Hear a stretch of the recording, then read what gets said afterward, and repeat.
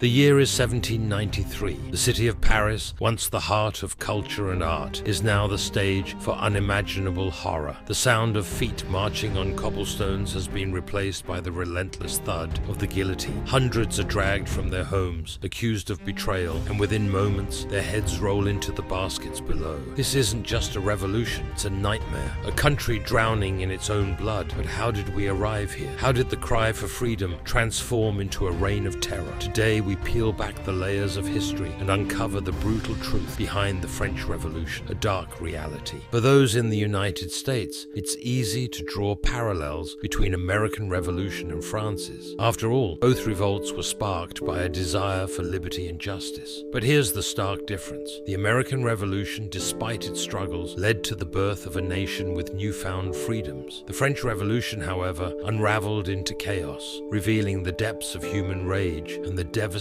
consequences when that rage is unleashed. It wasn't just a quest for change, it was an eruption of violence that shook the world. Let's rewind a few years before the bloodshed, 1789. France was a society on the verge of collapse, but not everyone could see it. While the aristocrats lived in unimaginable luxury, draped in silk, dining on feasts fit for kings, the common people were struggling to survive. Taxes weighed heavy on the poor, who couldn't even afford a loaf of bread, while the monarchy lived as if the world's problems didn't exist. Picture this. On one side, you have peasants breaking their backs for scraps, and on the other, a royal court that spent millions on grand parties and opulent lifestyles. The tension was more than just palpable. It was about to explode. The French Revolution didn't start with bloodshed, though. It began with hope. The people, fed up with oppression and poverty, demanded a voice. They believed in the Enlightenment ideals of equality, fraternity, and liberty. But those ideals, lofty as they were, didn't translate smoothly into reality. The gap between the classes was a ticking time bomb. When King Louis XVI failed to respond to the cries of his people, that bomb exploded. 14th, 1789. The storming of the Bastille. What had started as a symbolic act of defiance, taking down a prison that represented royal tyranny, turned into the opening act of a brutal drama. The Bastille's fall wasn't just the fall of a building, it was the fall of order. From this moment on, nothing would be the same. It was the signal to the people of France. Their power was real, and now they could take anything. But the fire they started quickly spread out of control. And fire, as we know, doesn't distinguish between the guilty and the innocent. The revolution, once full of promise, devolved into something far more sinister. By 1793, the reign of terror had begun. Led by Maximilien Robespierre, the revolutionaries declared that the only way to protect their new republic was through fear. Thousands, yes,